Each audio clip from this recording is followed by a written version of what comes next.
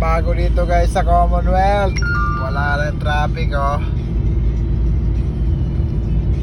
Maaga pa yan 7:45. Dati hanggang alas 9 yung bumper to bumper dito guys. Tapat tayo ng iglesia.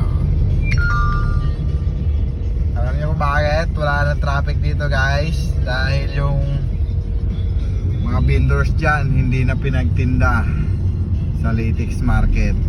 Na yan talaga yung cause ng traffic dito guys. Di ba? Wala na traffic. Snap lang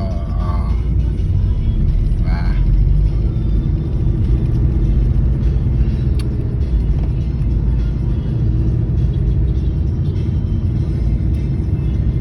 Matagal lang na dating gabi-gabi